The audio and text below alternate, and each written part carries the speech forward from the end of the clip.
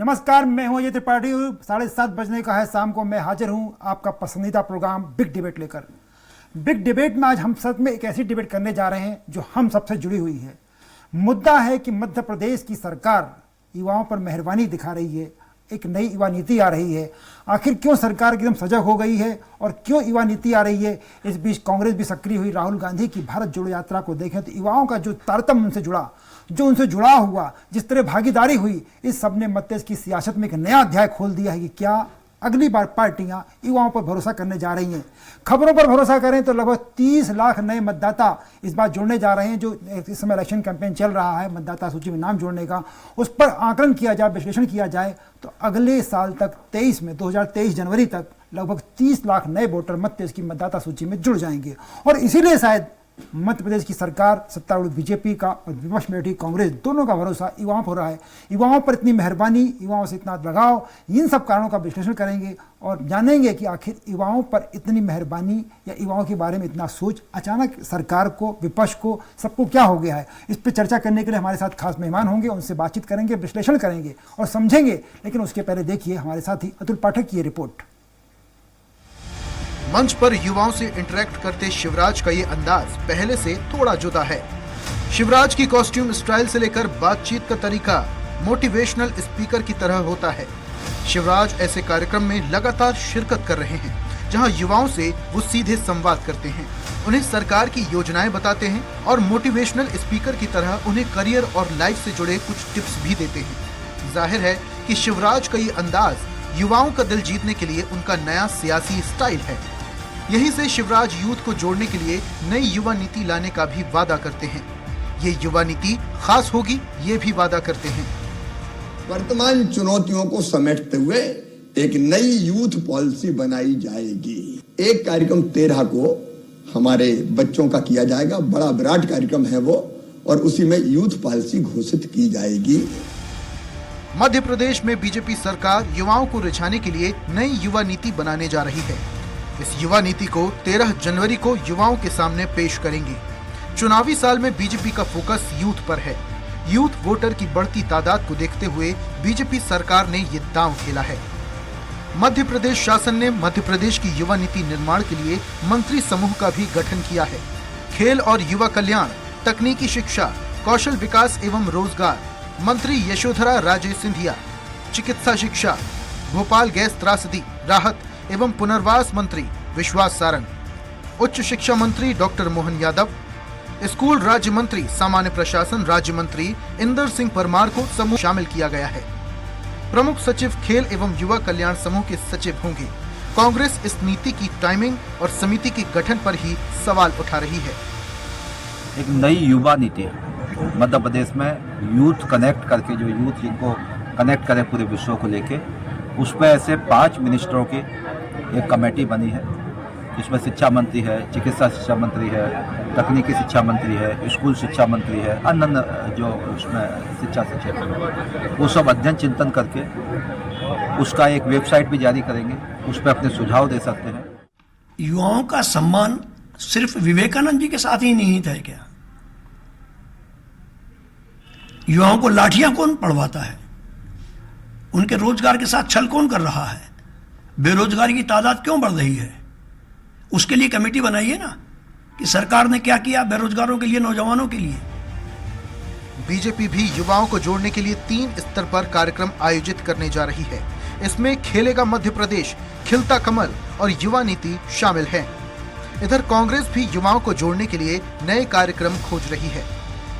जाहिर है 2023 के रण में युवाओं का दिल जीतने वाले को ही सत्ता की कमान मिलनी है।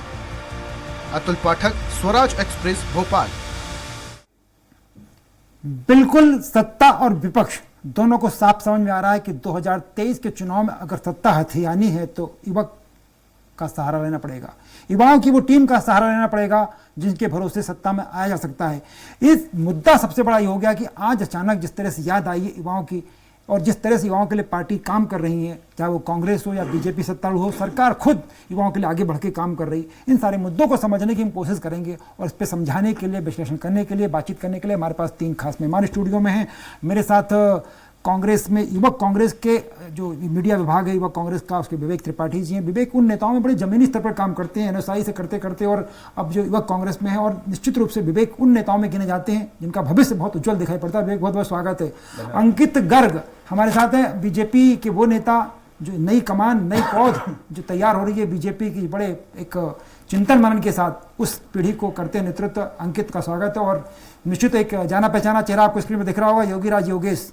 ऐसी बहसें जब होती हैं टीवी पर जिनमें कुछ ऐसा मुद्दा होता है, जब योगेश जी की टिप्पणियां बहुत अच्छी होती हैं, बहुत चिंतनीय होती हैं। तीनों मेहमानों को बहुत बहुत स्वागत है। सबसे पहले मैं अंकित जी आपके पास आता हूं। आपकी सरकार को 18 साल हो गए, इसके पहले भी आपने युवाओं की चिंता की। अचानक जब 2023 नजदीक आ गया, आरोप यही लग रहा है, एक बार फिर आप लोगों को युवाओं की चिंता होने लगी। अचानक मुख्यमंत्री जी जाग गए हैं, सरकार जाग गई है। नहीं, देखिए, इन बातों का कोई मैं बहुत गंभीरता से उत्तर देने की आवश्यकता नहीं समझता। चुनाव 2024 में, अगर आप इसको राजनीति से जोड़कर देख रहे हैं, माफ कीजिएगा, 2023 में अगले साल चुनाव है, और इस विषय में चर्चा बहुत दिन से चल रही है हमारी माननीय मुख्यमंत्री जी के साथ, माननीय प्रदेश अध्यक्ष जी के साथ, मोर्चा अध्यक्ष जी के साथ। अब कोई भी चीज क्रियान्वयन होने में उसमें जो समय लगता है स्वाभाविक है, पर ऐसा नहीं है कि अभी हो रहा है। मैं आपको जिम्मेदार कार्यकर्ता होने के नाते, पार्टी का पदाधिकारी होने के नाते बता सकता हूँ, इस पर चर्चा बहुत दिन से चल रही है। और अभी मैं, और इसमें जो आपने रिपोर्ट में बताया कि भारतीय जनता युवा मोर्चा खिलते कमल और खेलेगा मध्य प्रदेश जैसे 2 बड़े अभियान ला रही है, जिसमें खिलते कमल के अंतर्गत केवल इसी को ध्यान में रखते हुए कार्यक्रम हमने लॉन्च किया है कि हम हर मंडल स्तर पे, जो हमारी रचना है जिसमें मंडल कहते हैं हम, वहां से हर 100 युवाओं को चिन्हित करके, अच्छे युवाओं को जो अलग अलग सेगमेंट से हों, वकील हो सकते हैं, इंजीनियर हो सकते हैं, अच्छे खिलाड़ी हो सकते हैं, या अन्य किसी क्षेत्र के लोग हो सकते हैं, अपने अपने विषय में अपने अपने फील्ड के सुझाव देंगे, जिसको हम फिल्टर करके, कंपाइल करके, युवा मोर्चा एक रिपोर्ट तैयार करने वाली है जिसमें 10,000 सुझाव होंगे और वो सरकार को देने वाली है। तो ऐसा नहीं है कि ये अचानक से हो रहा है, इसकी बहुत दिन से तैयारी चल रही है। बिल्कुल, बीजेपी का अक्सर रटा रटाया जवाब होता है, जैसा कि जब भी कोई बात आती कि हम तो बहुत दिन से प्लान कर रहे थे। चलिए, आप बहुत अच्छा प्लान कर रहे हैं। विवेक त्रिपाठी, विवेक जी, जिस तरह से राहुल गांधी की यात्रा आपने देखी, युवाओं को आप लोग ज़्यादा आगे लेके, आपके तमाम बड़े नेता तो रहे, लेकिन युवाओं को जिस तरह जोड़ा गया, तो एक गेम प्लान तो आपका भी समझ में आता है कि स्ट्रेटेजी आपकी धीरे धीरे बन रही। आप बीजेपी की तरह हुंकार नहीं भर रहे हो, लेकिन आपकी स्ट्रेटेजी भी समझ में आ रही हम लोगों को। देखिए, जिस तरीके से भारत आज एक युवा देश है, जिसकी 65% आबादियों में युवा रहता है, आज किसी भी राज्य में मैं समझता हूँ डिसाइडिंग जो वोटर होता है वो युवा है। तो आज प्रदेश का जो युवा है वो कहीं ना कहीं उसका भाजपा से मोह भंग हुआ है। ये वही युवा है जिसने लोकसभा में जब मोदी जी को देख के वोट डाला था तो उन्होंने एक नारा सुना था कि 2 करोड़ रोजगार प्रतिवर्ष हम युवाओं को उपलब्ध कराएंगे, जिसमें वो विफल साबित हुए। चौथे कार्यकाल में माननीय शिवराज जी जिस तरीके से अपने पूर्व में कहते रहे हम युवाओं के लिए ये करेंगे वो करेंगे, तो आज कहीं ना कहीं प्रदेश के युवाओं का जो मोह भंग हुआ है और शिवराज जी को समझ में आ गया है कि अगली सरकार और अगली चुनाव उनकी बनते कहीं ना कहीं उसकी स्थिति खराब है और वो इस बार मध्य प्रदेश के युवाओं को धोखा नहीं दे पाएंगे, तो उससे घबरा के इस तरीके के जो इवेंट उन्होंने एक आयोजित किया है। ऐसे पहले भी पूर्व में जनता के पैसे के माध्यम से सरकारी भीड़, सरकारी तंत्र का दुरुपयोग करके, भीड़ लगाकर, करोड़ों रुपए खर्च करके पहले भी पूर्व में भी ऐसे इवेंट कराए जा चुके, पर उनका अगर हम रिजल्ट देखें तो 0/0 ही है। यहाँ पे कहीं ना कहीं शिवराज जी पूरी तरीके से मध्य प्रदेश के युवाओं को रोजगार उपलब्ध कराने में विफल साबित हुए हैं। शिवराज जी की नाराजगी, शिवराज जी के प्रति जो नाराजगी है आज वो सड़कों पर उतर आई है और कहीं ना कहीं उस नाराजगी पे मरहम लगाने की जगह, युवाओं की आवाज को समझने और सुनने की जगह, उनकी समस्याओं का समाधान करने की जगह जिस तरीके से शिवराज सरकार ने बर्बरतापूर्ण लाठीचार्ज किया है, तो ये कहीं ना कहीं एक नाराजगी और एक इवेंट है सरकारी पैसे का दुरुपयोग करके जनता के। अंकित जी जो बता रहे हैं वो मरहम ही तो लगा रहे हैं, आप तो कह रहे हैं मरहम लगा। जिस तरीके से मरहम लगाने का अगर आपको काम करना है तो सबसे पहले आपको चिंतन मनन करने की आवश्यकता है। एक तरफ आप युवाओं की बात कर रहे हैं और रिटायरमेंट की उम्र बढ़ा रहे हैं, तो इसका सीधा नुकसान कहीं ना कहीं प्रदेश के युवाओं को होने वाला है। एक बात जोड़ दूं, मैं भाई की बात से एक बात जोड़ दूं। देखिए, करनी कतनी में अंतर नहीं होना चाहिए। ये बात वो पार्टी के प्रवक्ता कह रहे हैं जिस पार्टी ने सरकार से पहले ये वादा किया था। आप बोल दीजिए ऑन रिकॉर्ड अगर मैं गलत बोल रहा हूं, कि हम जैसे सरकार में आएंगे हम युवाओं को बेरोजगारी भत्ता देंगे और रोजगार देंगे। आपको 15 महीने का अवसर मिला, ठीक है, ज्यादा नहीं मिला, मान सकते हैं, कारण जो भी हो, 15 महीने मिला। नहीं, मैं उसी में आ रहा हूं जी। 15 महीने का समय मिला, 15 महीने में 1 रुपए किसी को बेरोजगारी भत्ता मिला हो? एक छात्र आप मुझे बता दीजिए, एक यूथ बता दीजिए। आपने नौकरी के नाम पे ढोल चलाने की ट्रेनिंग की, बैंड बजाने की ट्रेनिंग की, क्या ये झूठ बोल रहा हूं मैं?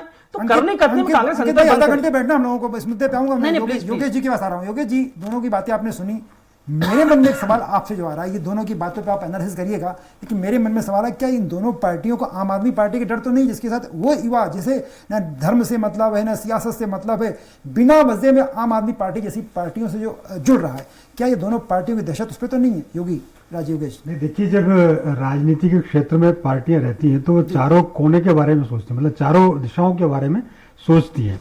तो एक आम आदमी पार्टी के बारे में भी कहीं ना कहीं विचार रहा होगा, लेकिन ये बात सही है कि युवाओं को लेकर तमाम सरकारें जितनी भी रही, अपने यहाँ तो 1968 से युवा नीति बनी जा रही है, लेकिन ये अलग बात है कि युवा नीति धरातल पर कितनी आ पाती है। तो प्रोग्राम सब करते हैं, सब अपने अपने हिसाब से तैयारियां करते हैं। सबसे बड़ी बात है कि जब युवाओं, देश की विडंबना है कि युवाओं की जब नीति बनती है तो वो नीति कौन बनाते हैं? वो सब बुजुर्ग बनाते हैं। तो कम से कम ये है कि जो पॉलिसी जिसके लिए बनाई जा रही है, कम से कम उसकी सहभागिता उसमें हो। बात की जाए, स्वाभाविक है, स्वाभाविक, बहुत बढ़िया। तो उसमें कम से कम ये कि आप जैसे 13 जनवरी की युवा नीति ला रही मध्य प्रदेश की सरकार, आज दिसंबर का महीना है, यदि आप ये प्रोसेस 6 महीने से, 1 साल पहले से शुरू कर देते, हम सबसे विचार आमंत्रित करते हैं, चाहे हम ऑनलाइन विचार आमंत्रित करते हैं, एक बढ़िया, बहुत सारे आपके पास सब्जेक्ट्स आ जाते हैं और बहुत बढ़िया विचार आ जाते हैं। अभी इतनी जल्दी में, चूंकि होता फिर यही कि पुरानी पॉलिसियों को रिडिफाइन करके आप नई पॉलिसी लॉन्च कर देते हो। जी अंकित, वही मुद्दा आ रहा है कि आपने जो बात की कि तमाम कर रहे हैं, पर वो योगेश जी भी कह रहे हैं कि भाई हमको तो आज दिखाना, तो हम तो आज ही मानेंगे। नंबर 1, नंबर 2, आपने युवा पंचायत की, आपने युवा आयोग बनानी, ये सब कहाँ गए सब? नहीं, ऐसा नहीं है। देखिए, हर चीज का कुछ ना कुछ प्रभाव हुआ है और हर चीज में सुधार की गुंजाइश होती है, ये भी हम सब एक खुले मन से माने। और मैं आदरणीय योगेश जी की बात से एकदम सहमत हूं। बहुत अच्छी बात उन्होंने कही है कि जो रियल स्टेक होल्डर्स हैं, इसी कमरे में बैठ के पॉलिसी नहीं बननी चाहिए। जो रियल स्टेक होल्डर्स हैं उनके पास जाइए, उनको इन्वॉल्व कीजिए, उनसे सुझाव लीजिए। मैंने आपको शुरू में बताया, जिसका नतीजा खिलता कमल है। मैंने आपको जो कार्यक्रम बताया, जो माननीय वैभव पवार जी के नेतृत्व में, माननीय वीडी शर्मा जी के नेतृत्व में जो भारतीय जनता पार्टी के युवा मोर्चा लाने जा रहा है, ये कार्यक्रम जो चल रहा है, ऑलरेडी लाके आ रही है, तो ऑलरेडी चल रहा है। मैं आपको बता दूं, उसमें हम 10,000 युवाओं से मिलकर सुझाव लेने वाले हैं। 100 लोगों की सूची हमारे पास हर मंडल से, आप कहेंगे तो मैं दे दूंगा। ये मैं हवाई बातें नहीं कर रहा हूं, मेरे पास रिकॉर्ड है, हम काम कर रहे हैं। और माननीय मुख्यमंत्री जी का मैं हृदय से धन्यवाद करता हूं। उन्होंने खुले मंच से युवा मोर्चा की बैठक में कहा कि आप जाइए और युवा मोर्चा जाए युवाओं के बीच में, आप युवाओं के बीच में काम करते हैं, मुझे पॉलिसी ला कर दीजिए, मैं इसको क्रियान्वयन करने का काम करूंगा। उन्होंने हमको ये चीज की अपील की और हम उसको कर रहे हैं। और मैं आपको वादा करता हूं योगेश जी, आपकी बात से बिल्कुल सहमत है, आप आइए, हम आपको 10,000 सुझाव आप कहेंगे तो मैं आपके पास कॉपी भेजूंगा, जो हम सरकार को मैं हो सकता है विवेक मेरी बात से सहमत हो, लेकिन योगेश जी सहमत होंगे। आप जो बात करो, यही तो मुद्दा सबसे बड़ा हो रहा है कि आपका युवा मोर्चा जा कहां रहा है? हम लोगों ने युवा मोर्चे को काम करते देखा है अंकित भाई, कैलाश विजयवर्गीय के नेतृत्व में, कैलाश सुनिए कैलाश अजय बिश्नोई के नेतृत्व में, कैलाश विजयवर्गीय के नेतृत्व में, कमल पटेल के नेतृत्व में, और यहां तक कि जब विश्वास सारंग, धीरज पटेलिया, इस लेवल तक विपिन दीक्षित जी, हमने देखा युवा मोर्चा काम करते। कहां दिखता आपका युवा मोर्चा? नहीं, लगातार मैंने कहा जी, मैं लगातार युवा मोर्चा कार्यक्रम करिए, खिलता कमल खेलेगा मध्य प्रदेश। अभी हमने इतना बड़ा अभियान हरा भरा मध्य प्रदेश, आप शायद आपको पता हो, जिसमें माननीय भारत के नेता, विश्व के नेता माननीय मोदी जी उपस्थित होकर कोनों में जब आए, तो उन्होंने इस अभियान में अपनी सहभागिता की, वृक्षारोपण किया। इतना बड़ा हमने अभियान किया जिसकी पूरी राष्ट्रीय स्तर पर सराहना हो रही है। तो ऐसा युवा मोर्चा बस एक चीज और बोल दूं, देखिए आप अपने नेताओं की सराहना करते हैं। नहीं, जो सत्य है माननीय प्रधानमंत्री जी का, हमको उस कार्यक्रम की गंभीरता को समझकर समय देना, ये कोई सामान्य बात नहीं है। बहुत व्यस्त होते हैं, पर उन्होंने समझा और उन्होंने अपने जन्मदिन वाले दिन कोनों में लगाया, ये तो ऑन रिकॉर्ड है।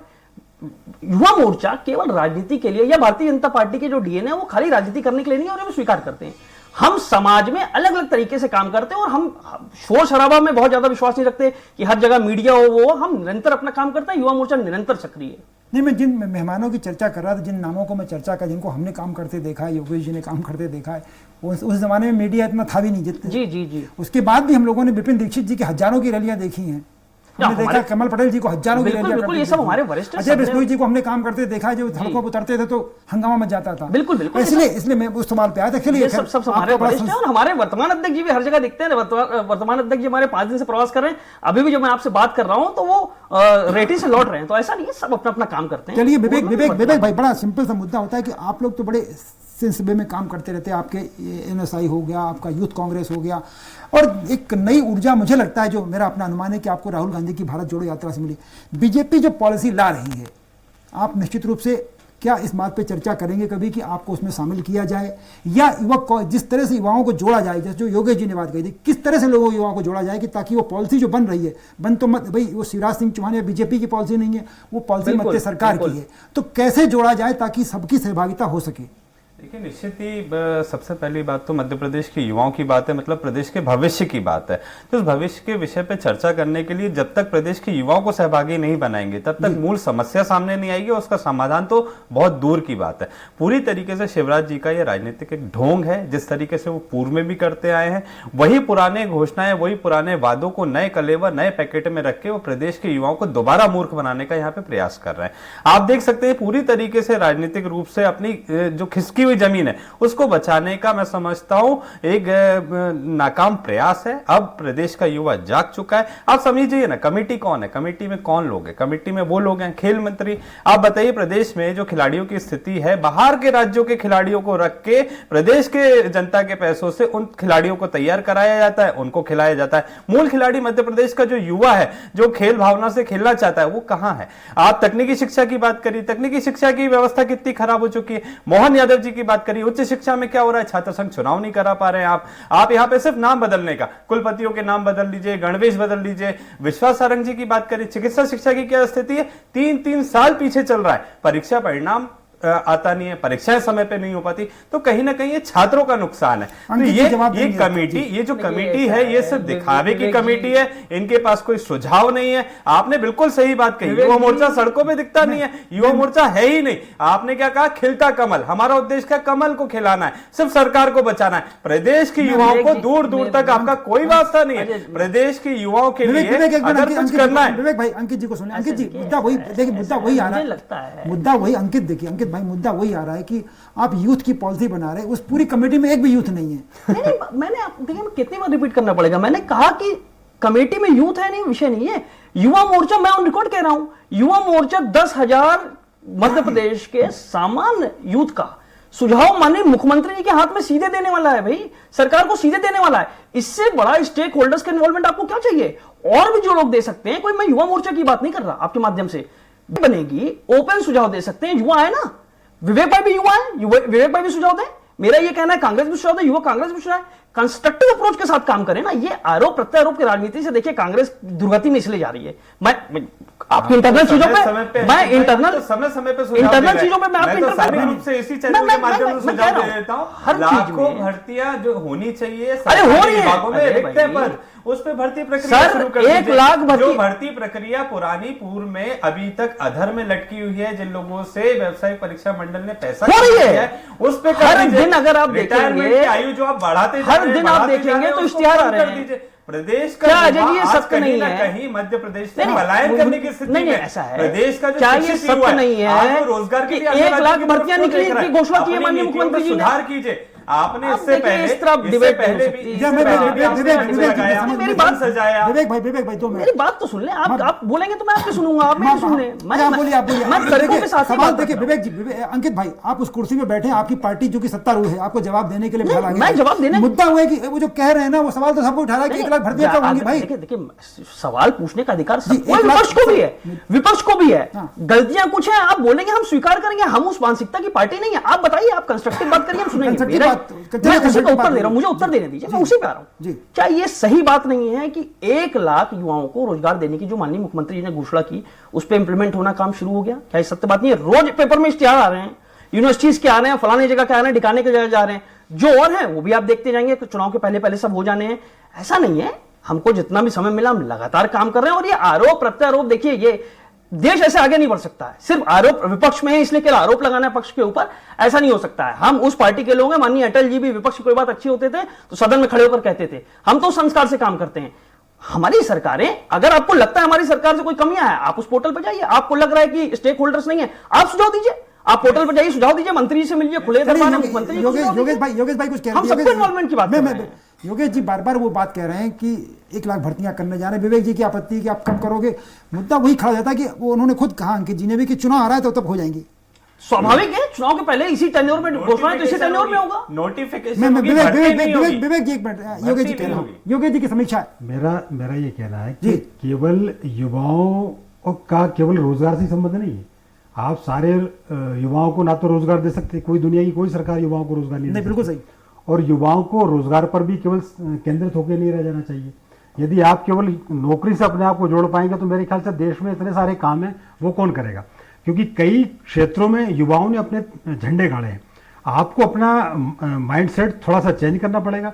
केवल नौकरी या राजनीति में अब मैं आपको एक और उदाहरण आपको देता हूँ। ये देश युवाओं का देश है और युवाओं पे सबसे ज्यादा बहुत भरोसा करते हैं साहब, नई ऊर्जा है, ये देश को आगे ले जाएंगी। कांग्रेस के तो युवा नेता राहुल गांधी थे, पिछले 20 साल से हम उनको देख रहे हैं। इनने अपनी युवा एनर्जी का क्या यूज किया? उस पार्टी को वो खुद ही अमेठी से बकपक के केरल चले जा रहे हैं। और एक आदमी जो 67 की ईयर की एज में, नरेंद्र मोदी, इस देश को युवाओं से ज्यादा काम कर रहा है। तो केवल आप युवा हैं इसलिए आपको प्रिविलेज नहीं मिलना चाहिए कि साहब हम युवा हैं तो हमको ढोया जाए। आपको ये सिद्ध भी करना पड़ेगा। एक चीज का और मैं ध्यान दिलाना चाहता हूं, क्योंकि युवा भाई सारे मेरे साथ बैठे हुए हैं, जो समाज में सबसे ज्यादा जो बुरा मैं जो देख रहा हूं, आज के मतलब 60% युवा मैं देखता हूं ये होटलों पे बैठे हुए सिगरेट पी रहे हैं, लड़कियां सिगरेट पी रही। तो ये कौन सा, किस दिशा में ये युवा जा रहा है? और ये तो सरकार तो प्रेरित करती नहीं है कि आप नशा करो या आप कम कपड़े या छोटे कपड़े पहनोगे तो आप बहुत मॉडर्न युवा कहलाओगे। तो युवाओं को खुद अपने बारे में सोचना पड़ेगा कि हम किस दिशा में जाना चाहते हैं। सरकार के भरोसे यदि आप बैठ जाओगे कि सरकार हमें रोजगार दे, सरकार आपको उच्च शिक्षा दे सकती है, स्किल डेवलपमेंट कर सकती है और तमाम तरह के प्रोग्राम्स आयोजित कर सकती है। पर स्किल डेवलपमेंट मुद्दा वही उठता है योगेश जी बार बार कि अगर आप उनको काम दोगे, तो क्यों होटल में बैठेगा और सिगरेट पिएगा? मुझे लगता है कि सबसे बड़ा मुद्दा ये। विवेक कुछ कह रहे थे, विवेक जी। देखिए योगेश जी की, मैं आदरणीय योगेश जी ने जो बात कही, तो मैं आपकी बात में यहाँ सिर्फ ये सबमिशन करना चाहता हूँ कि आप मध्य प्रदेश विधानसभा की स्थिति उठा के देख लीजिए। आज अगर सबसे ज्यादा युवा जो प्रदेश के युवाओं का प्रतिनिधित्व कर रहे हैं और वो अगर किसी पार्टी से हैं तो वो कांग्रेस पार्टी से। आप संसद की स्थिति उठा के देख लीजिए, सबसे बेरोजगारी भत्ता देना चाहिए था फिर तो, जब आप 15 महीने सरकार में थे। अंकित भाई, बेरोजगारी भत्ता 15 महीने की सरकार, और आप बार बार अगर 15 महीने में जाएंगे तो 15 महीने की उपलब्धियां भी मैं आपके 15 साल बनम गिना सकता हूँ। बहुत सिंपल सी बात है। जिस तरीके से चौथा कार्यकाल आज आपको मिला है, कैसे भी इनके आपने खरीद फरोख्त करके जैसे भी ये सरकार बनाई है, उसके बाद में आज हम जनवरी भी आ रहा है, हमने जैसे पहले पूर्व में देखा है शिवराज जी की कितनी घोषणाएं, कितनी धरातल पे उतर के आम जनता, आम युवाओं तक लाभ पहुंचा पाई है। वो उसकी पोल भी चुनाव पहले खुल जाएगी। देखिए पुराने वादे, पुराने घोषणाएं नए कलेवर, नई पैकिंग में लाके आप करोड़ों रुपए खर्च करके उसकी ब्रांडिंग करिए, आप उसमें होर्डिंग लगाइए, पेपरों में इश्तेहार दीजिए, उससे मध्य प्रदेश के युवाओं को लाभ होने वाला नहीं है। जब तक आप मूलभूत जो समस्या है उसको समझ के उसके समाधान की दिशा में कार्य नहीं करेंगे, तब तक मध्य प्रदेश का युवा इसी तरीके से भाजपा से नाराज रहेगा। और भाजपा जो डरी हुई है, शिवराज जी जो डरे हुए, उनको दिख रहा है 2023 के परिणाम उनके पक्ष में नहीं जा रहे हैं। प्रदेश का युवा कहीं ना कहीं उनको उखाड़ फेंकने के लिए तैयार बैठा है। आपने लाठी डंडों से राजधानी में हमारी बहनों को जो नौकरी मांगने आई है उनको मारा, भाजपा कार्यालय के बाहर आपने पिटाई करी प्रदेश के युवाओं की। कैसे भूल जाएगा मध्य प्रदेश का युवा? व्यापम का महाघोटाला कैसे मध्य प्रदेश का युवा भूल जाएगा? तो कहीं ना कहीं इस चीज को लेके, इसको बचने के लिए जो शिवराज जी जनता के पैसे का दुरुपयोग कर रहे हैं, मैं सिर्फ इतना कहना चाहता हूं, पूर्व में भी इनकी बहुत सारी घोषणाएं की गई, वो घोषणाएं आज तक धरातल पर उतर के प्रदेश के युवाओं को लाभ नहीं पहुंचा पाई। आगे भी इनके जो वादे, ये कोरी घोषणाएं। मैं अंकित जी आपके पास आना चाहता हूं कि मुद्दा वही आ रहा है कि आप जो कह रहे हैं कि 10,000 युवाओं से आप फॉर्म भरवाएंगे, जैसे भी लाएं, क्या आपकी कोशिश, आपकी स्ट्रेटेजी इस तरह की होगी कि युवाओं के सिर्फ, वो जो योगेश भाई बात कर रहे थे कि सिर्फ नौकरी मुद्दा नहीं, उनके सर्वांगीण विकास को उनको लगे कि उनके साथ ये समाज खड़ा हुआ है, उनके साथ सरकार खड़ी हुई है और वो बेहतर कुछ कर सकते हैं, चाहे स्वरोजगार की बात हो या डेवलपमेंट की बात हो, स्किल डेवलपमेंट की बात हो। क्या आपकी कोशिश होगी कि आप सिर्फ भारतीय जनता युवा मोर्चा के सदस्यों की बात ना करें, तमाम युवाओं से जो फॉर्म आप 10,000 भरवाएंगे उसमें इस बात की होगी सुविधा? क्या? बिल्कुल, बहुत बहुत अच्छा हो। मुझे बड़ा खुशी है कि आज जो डिबेट हो रही है बहुत ठीक दिशा में आदरणीय अजय जी आप ले जा रहे हैं। वाकई में ये सब चीजें राजनीति से ऊपर की चीजें, और हर वक्त राजनीति होनी चाहिए कि हम यहाँ पे भारत के युवाओं के भविष्य की बात कर रहे हैं। बिल्कुल 10,000 ये सुझाव होंगे, ये युवा मोर्चा का इस पूरे महायज्ञ में एक आहुति है। मैंने कहा, मैं तो विपक्ष को भी आमंत्रित कर रहा हूं कि अगर आपको लगता है, आप युवा कांग्रेस के लोग अध्यक्ष जी के साथ अपने आप बैठे हैं, आप भी पोर्टल में सुझाव दीजिए, आप हमको सुझाव दीजिए, हम सरकार से। आपका उद्देश्य खिलता कमल है। अरे देखिए फिर देखिए अब ये इस मानसिकता से आपका टारगेट खिलता कमल, आपको हर चीज में राजनीति दिखती है। समस्या यही है, क्या कह रहा हूँ, कांग्रेस गर्त में इसीलिए चली गई, कांग्रेस गर्त में इसीलिए चली गई, कांग्रेस गर्त में इसीलिए चली गई। राहुल गांधी जी जत्ती यात्रा निकाल रहे हैं, उतनी कांग्रेस निपटती चली आ रही है। अब आप राजनीति की बात कर लो, अब आप राजनीति की बात कर लो, अब आप राजनीति की बात कर लो। आज कांग्रेस की दुर्गति, उसके बाद भी कांग्रेस को समझ में नहीं आ रहा।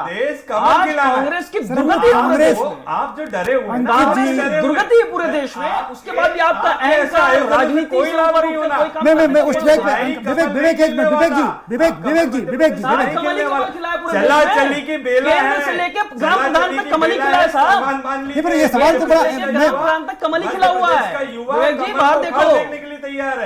बिल्कुल, मैं देख लीजिएगा गुजरात में नहीं खेलेगा कमल, गुजरात में देख लिया, हिमाचल देख लिया, हिमाचल गुजरात में देख लिया ना आपने? 131 चेहरे बदलने पड़े। अगर ठीक काम कर रहे थे तो 131 विधायकों का बदले तो हमारे क्यों हमारे कार्यकर्ता हैं साहब, नहीं कर रहे थे। 2 कारण बता दीजिए। अरे साहब, या तो भ्रष्टाचारी हो या काम। मेरे पास अंकित भाई दोनों मेहमानों प्लीज दोनों मेहमानों का मैं बड़े आखिरी विवेक समय कम हो गया। आखिर अंकित भाई आखिरी टिप्पणी, वो ये मुद्दा तो उठ रहा है कि आप जब खिले कमल की बात करेंगे तो एक उसका टोन जो होगा यही जाएगा मैसेज कि आप बीजेपी की बात कर रहे हैं। कोई ऐसा मुद्दा क्यों उठाते कि युवाओं को जोड़ने वाली बात हो, खिला कमल की बात। हमने इसके पहले यूथ कनेक्ट चलाया, अच्छा, उसमें तो खिलते कमल नहीं रखा। जिस यूथ कनेक्ट की माननीय मंत्री जी बाइट में आपके बता रहे थे अभी, वो ये कोई बात नहीं होती कि आपने इस नाम से रखा, इस नाम से रखा। ये उद्देश्य देखिए, मैं आपको जिम्मेदार कार्यकर्ता होने के नाते बोल रहा हूँ कि 10 सुझाव हम लेकर देने वाले हैं। आखिरी 10 सेकंड योगेश जी की टिप्पणी। अंकित भाई बात, थैंक यू। आखिरी 10 सेकंड की टिप्पणी योगेश जी आपके पास। दोनों मेहमानों को आपने सुना कि वो खिलता कमल नाम है, उससे ये जो 10,000 फॉर्म भरवाएंगे, क्या एक टोन नहीं जा पाएगी? जिस मुद्दे पर हम चर्चा करें, जो हम सब चाहते हैं, वैसा नहीं हो पाएगा योगेश जी? देखिए अजय जी, चाहे आप कमल खिलाओ या आप पंजा हिलाओ, ये मुद्दे नहीं है। मुद्दे है कि युवाओं को, आपको वास्तविकता में आपको लेके क्या जाना। युवा है, एनर्जी से भरपूर है, आप उनकी सकारात्मक ऊर्जा का यूज सकारात्मक ऊर्जा की बात होती, बहुत बिल्कुल सही आपने कहा। और निश्चित रूप से मैं तीनों मेहमानों से कहना चाहूंगा कि आप सबसे कि सकारात्मक ऊर्जा की तरफ ध्यान दीजिए। ये पॉलिसियां बनती हैं, बिगड़ती हैं, पर आप दोनों युवा हैं, विवेक जी भी युवा हैं, अंकित भी युवा हैं। आप अपनी अपनी पार्टियों में जाकर कहिए कि युवाओं के भविष्य के साथ अगर अच्छा करना है तो पार्टीगत बातें छोड़ करके नीतिगत बातें करिए। सिर्फ जो योगेश जी ने बात कही थी, सिर्फ शिक्षा नहीं, रोजगार नहीं, उसके सर्वांगीण विकास की करिए, तो शायद हम सब की चिंता हमारे मध्य प्रदेश की होगी। और यही इस डिबेट का, इस तरह की चर्चाओं का, इस तरह के मुद्दों का यही अंत होता है, यही बेहतर संस्कार होता है। आप सभी मेहमानों का बहुत बहुत स्वागत। योगेश जी आपका, अंकित भाई आपका, विवेक जी आपका बहुत बहुत धन्यवाद। ये प्रोग्राम बस यहीं तक मैं रोकना चाहूंगा, प्रोग्राम का समय खत्म हो गया है, रुकना चाहूंगा, लेकिन आप कहीं जाइएगा मत, क्योंकि खबरों का सिलसिला लगातार चलता रहेगा। इसलिए बने रहिएगा और देखते रहिए स्वराज एक्सप्रेस।